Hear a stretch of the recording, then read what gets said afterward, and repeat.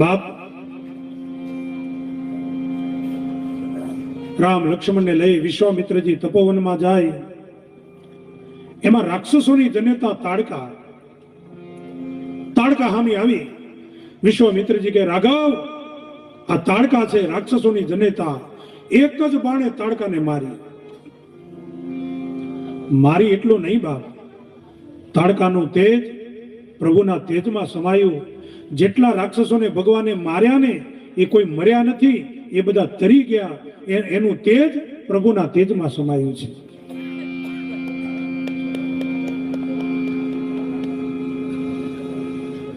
ઘડીક તો વિશ્વામિત્રજીને પણ એમ થયું કે એકલા ક્ષત્રિય હોત ને તો મારી શકત ખરા, પણ આને તારી શકત નહીં. આ તો મારી અને પાછી તારી, એટલે નક્કી ભગવાન જ છે.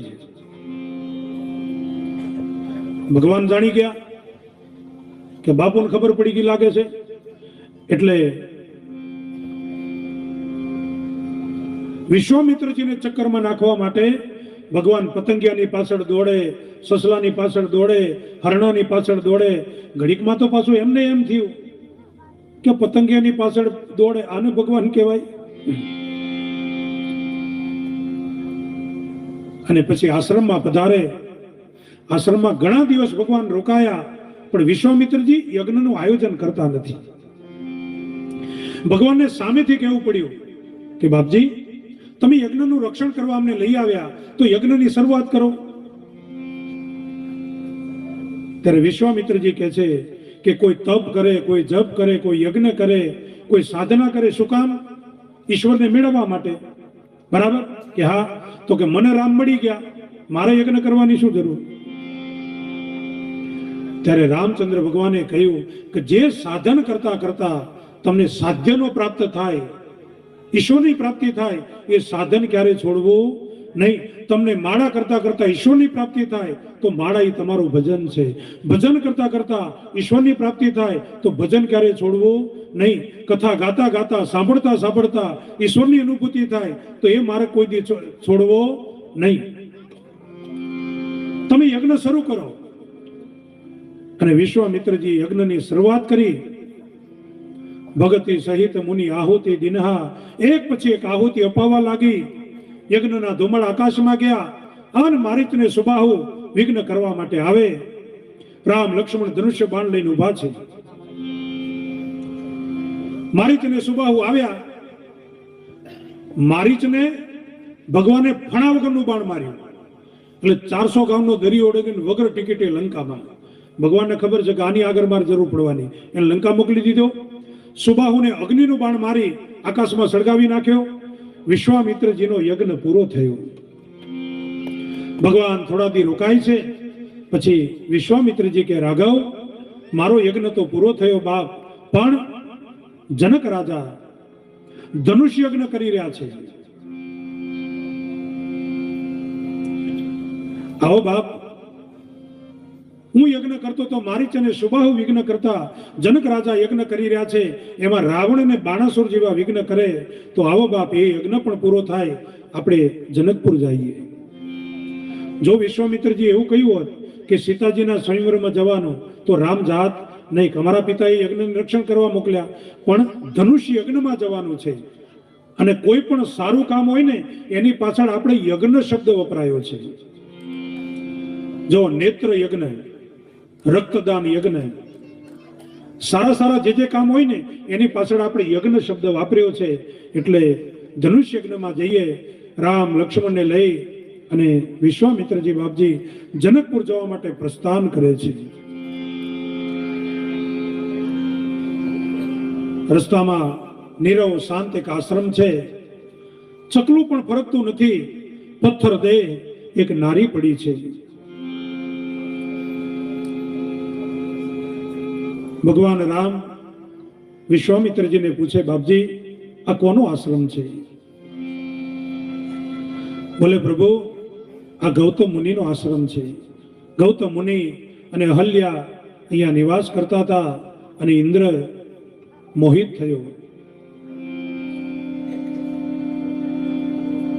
અને ઇન્દ્ર આવે છે.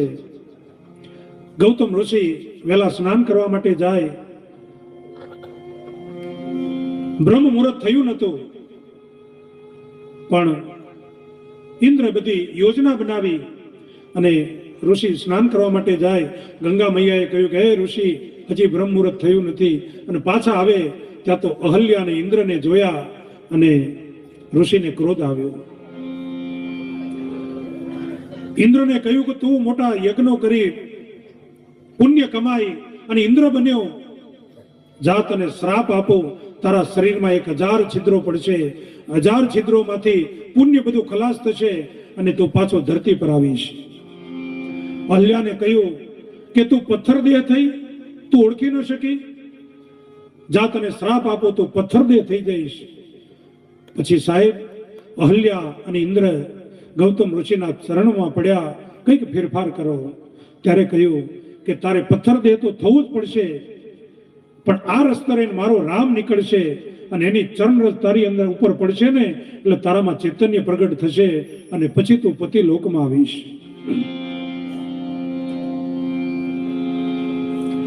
ઇન્દ્રને કહ્યું કે તારા શરીરમાં 1000 છિદ્રો તો પડશે, પણ રામનો વરઘોડો નીકળશે ને તો 1000 છિદ્રો 1000 નેત્રો બનશે અને 1000 નેત્રોથી તું રામના દર્શન કરીશ.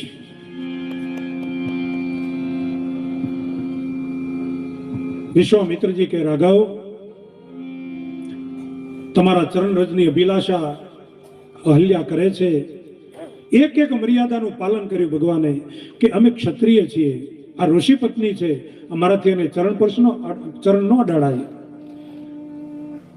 બાપજીએ કહ્યું પગ ઊંચો કરો અને પવન એ ચરણરજ લઈ જઈ અને અહલ્યાની ઉપર ચરણરજ પડી. અહલ્યાની અંદર ચૈતન્ય પ્રગટ થયું. અહલ્યા પતિ લોકમાં જાય છે. અહલ્યાનો ઉદ્ધાર કરી. બાપ, આ અહલ્યાનું પ્રકરણ છે ને એ આપણને જોરદાર એક બળ આપે છે. અહલ્યાના જીવનમાં ભૂલ થઈ ગઈ,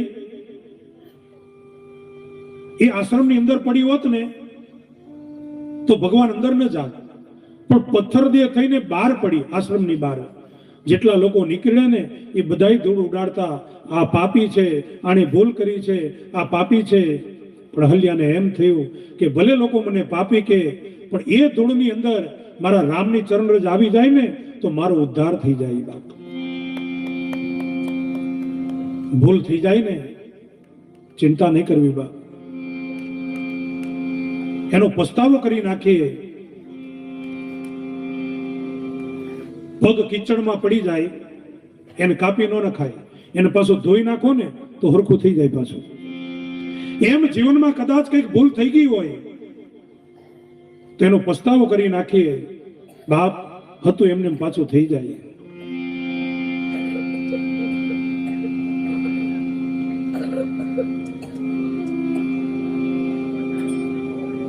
અહલ્યાનો ઉદ્ધાર કરીને ભગવાન ત્યાંથી આગળ પ્રસ્થાન કરે.